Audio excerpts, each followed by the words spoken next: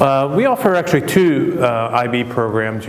I would say that one is a combination of humanities and social science based, so they study their business curriculum, go in depth in a field of study, as well as take a second degree in international studies in our College of Humanities and Social Sciences.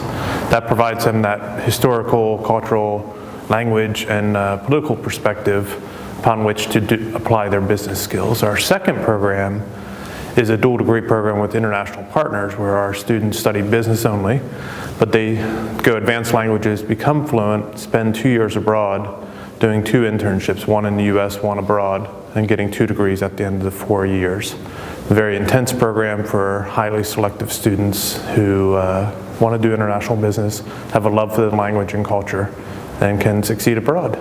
IB is a great organization because it provides, allows us to get out of our silos. We think we do everything great, but are we doing the best we're doing? And hearing from peers about what they're doing, they're not competitors, they're peers and they're colleagues. And QUIBI is the group that brings that together, allowing us to learn from our colleagues and peers.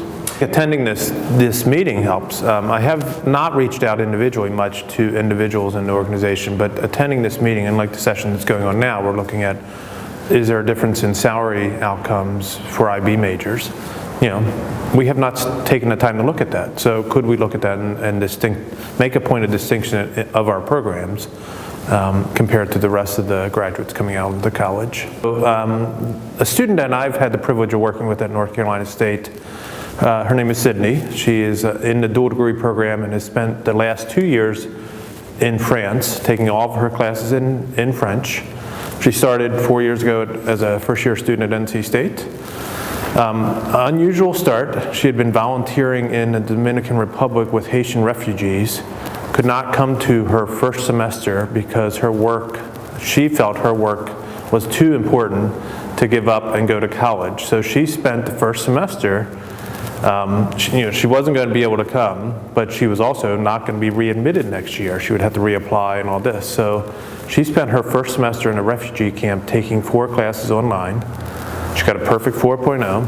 She shows up spring semester, first time I met her, with a passion for going to North Africa to do humanitarian work, to continue her work.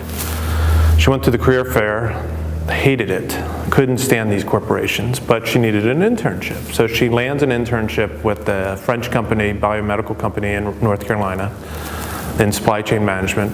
Her time in Haiti, in the Dominican Republic, she taught herself Spanish.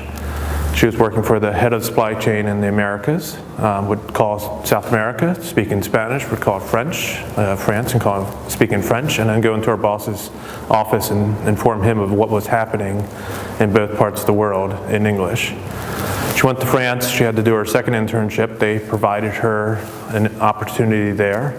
She went and interviewed and had 3 opportunities presented to herself, to present it to her, from supply chain managers and what project did she want to work on. She succeeded there, finished the internship with a full-time offer, and then had one other decision, whether she stayed in France or whether she came back to the US and worked in the Americas again. Her initial thought was, no, I don't want either one, I want to go in the Peace Corps.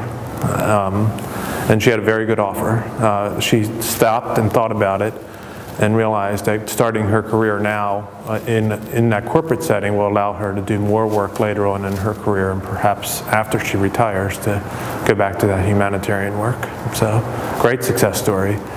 She'll succeed wherever she does in whatever area she goes into.